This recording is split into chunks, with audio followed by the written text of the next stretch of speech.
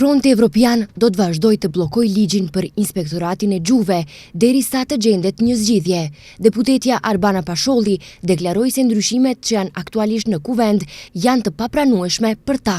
17 punëtorë të inspektoratit të gjuhëve janë tashmë në muajt e 6 pa paga e pa sigurim shëndetësor e pensional. Zgjidhja shihet te miratimi i ndryshimeve të ligjit për inspektoratin për përdorimin e gjuhëve, por që janë bllokuar në kuvend për shkak se shumica nuk ka badenter. Fronti refuzon që inspektorati t'i hiqet statusi juridik dhe të kaloj në kompetencat e Ministrisë së Drejtësisë. Ne që nga fillimi e kemi kundërshtuar mënyrën se si është të bërë përpjekje që përmes propozim ligjit për ndryshim dhe plotësim të ligjit për inspektoratin e përdorimit të gjuhëve të ndërhyhet në ligjin për përdorimin e gjuhëve që e kemi konsideruar si diçka antikushtetuese dhe jo ligjore, dhe për sa kohë bëhet kjo tentativ ne nuk do të lëshojmë pe. Në momentin që propozuesit do ta tërheqin këtë propozim ligj dhe do të ulemi së bashku, do të na konsiderojnë si pjesë të procesit, atëherë do të japim edhe sugjerimet tona patjetër, tha Arbana Pasholli nga Fronti Evropian. Nga ana tjetër, zëvendës kryeministri i parë Izet Mexhiti ditë më parë i bëri thirrje BDI-s që t'i votojë këto ndryshime, pasi theksoi se ka marrëveshje politike që pas miratimit të tyre, inspektorati i gjuhëve do të vendoset nën kompetenca të agjencisë për zbatimin e gjuhëve.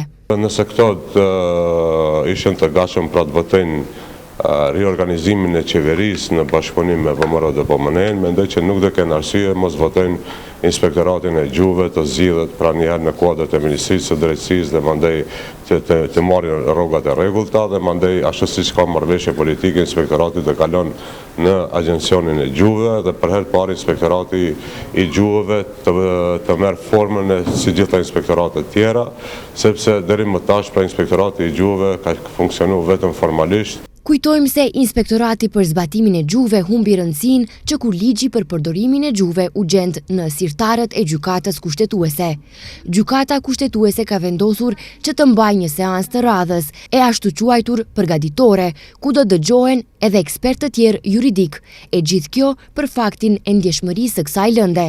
Politika ishte e zëshme, si para ashtu edhe pas seancës së fundit të kushtetueses. Ligji për zbatimin e gjuhëve në fuqi hyri në janar të vitit 2019. Ai u miratua më 11 janar 2018 në mungesë të VMRO-DPMN-s në atmosferë të tensionuar në kuvendin e Maqedonisë së Veriut, me protesta dhe tentativa të panumërta të ish-presidentit Gjorgje Ivanov për ta bllokuar atë.